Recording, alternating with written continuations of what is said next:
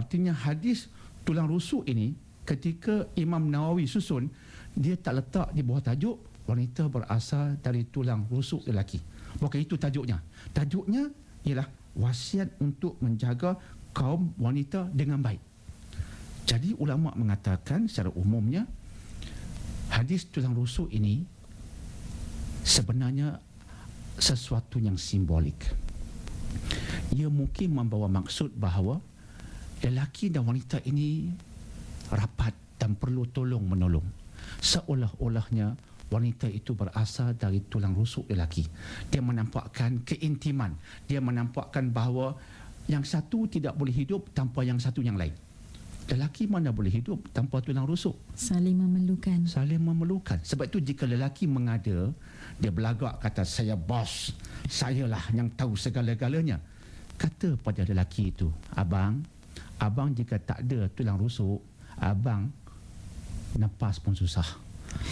Abang susah nak hidup. Tulang rusuk tu saya. Jadi abang jangan mengada sangat.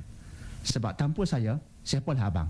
Begitu ulama tafsirkan. Sebab itu diletakkan dalam bab wasiat untuk menjaga kaum wanita dengan baik. Sebab jika kita tidak menjaga wanita dengan baik, seolah-olahnya kita yang lelaki itu tidak menjaga tulang rusuk kita dengan baik. Bila kita tak menjaga tulang rusuk kita dengan baik, lantas ia patah ke ataupun cedera ke, maka merana juga kita. Itulah yang saya rasa pendapat yang lebih kuat. Akhirnya kita mengambil pendapat Al-Quran sebagai pendapat yang nombor satu, yang mengatakan bahawa wanita dan lelaki berasal daripada air yang terpancar. Tak ada sebarang perkaitan dengan tulang dan tulang rusuk. Itulah yang dah kita bincangkan, Isha, pada petang ini. Alhamdulillah. Nampaknya sudah ada pemanggil. Halo. Halo, Assalamualaikum. Waalaikumsalam. Siapa Aisyah, ya. Dania ni Cik Budi pada Sungai Ra. Ya. Cik Budi. Dalam konteks wanita yang kita bincang tu, daripada wanita daripada tulang rusuk, Ya. orang barat mengatakan bahawa konsep wanita dalam Islam hari ini adalah konsep yang mundur. Adakah ini benar? Okey. Itu saya soalan saya. Okey. Baik, Assalamualaikum. Waalaikumsalam warahmatullahi. Betul, Aisyah. Ya. Ada beberapa tulisan oleh orang-orang barat yang seolah-olahnya menghina Islam. Mereka menghina Islam sebab mereka merasakan bahawa Islam menghina wanita. Oleh kerana Islam menghina wanita, maka Islam terhina. Salah satu aspek yang mereka jadikan sebagai dalil ataupun bukti ialah hadis tadi. Sebab itu untuk menjawabnya ialah seperti yang saya sebutkan tadi. Sumber rujukan Islam nombor satu ialah Quran, bukan Al-Quran. hadis. Ya. Hadis nombor dua. Yang nombor satu tak sebut tentang wanita berasal daripada tulang rusuk seperti yang saya sebutkan tadi. Justru hadis untuk memahaminya perlu disuluhi oleh Quran. Jika kita semata-mata mengambil hadis tanpa disuluhi Quran, kita boleh terbabas. Maka berdasarkan suluhan Quran, maka itu yang telah saya katakan tadi. Namun saya nak menambah, cuma sekadar fakta, tapi sensitif sikit, tapi sekadar fakta, Isha, ya. Ya. Sebenarnya yang bertegas bahawa wanita berasal daripada tulang rusuk lelaki ialah Bible. Ya. Bible dalam Genesis 2 ayat 21 sampai 23. Saya tak perlu perincikan tentangnya sebab bila Bible saya baca, itulah yang jelas disebutkan. Okey. Tadi dalam Quran tak sebut langsung bab itu. Kemudian ada sebahagian orang barat mengatakan Islam menghina wanita disebabkan beberapa sebab. Antaranya mereka berkata isu warisan pusaka, iaitu lelaki mendapat 2 bahagian daripada wanita. Ya. Maka mereka mengatakan, tengok, Quran menghina wanita. Kita menjawab, kamu tidak faham konteks. Mereka hanya melihat teks. Mereka tak faham konteks. Teks ialah ayat Quran yang kita baca. Tapi ayat itu bukan tergantung begitu saja. Dia berkaitan dengan senario tertentu, keadaan tertentu. Itu konteks. Apa konteksnya? Konteksnya ialah harta isteri tidak boleh diambil suami. Walaupun isteri itu kaya, dia ada banyak wang, ada banyak harta. Wang isteri isteri punya 100%. Tapi jika isteri baik hati nak beri sedikit pada suami, abang cik bagi sikit duit cik untuk beli kereta, baik betul isteri itu secara sukarela. Sukarela itu penting. Itu yang penting. Paksaan tidak boleh. Abang tak boleh kata, oh kamu kaya, kamu isteriku, maka hartamu hartaku. Haram. Sebaliknya, harta suami sebahagiannya adalah milik isteri.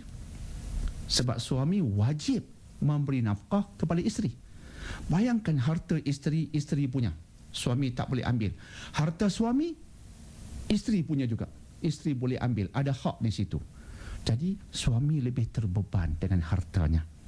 Sebab itu Islam menolong lelaki yang banyak tanggungjawab ini dengan memberikan harta pusaka kepadanya dalam aspek-aspek tertentu 2 kali ganda daripada wanita, sebab harta itu akhirnya akan dikongsikan termasuk ke atas isteri. Itu jawapannya. Nampak? Jelas. Tidak zalim. Tapi bila saya membaca contohnya Encarta Encyclopedia, ini ensiklopedia terkenal, saya berani mengatakan bahawa undang-undang Islam tentang wanita cukup maju ke depan. Dalam Encarta Encyclopedia disebutkan bahawa Barat hingga ke abad ke-19 Masihi, masih lagi mengatakan bahawa wanita tidak boleh mewarisi harta.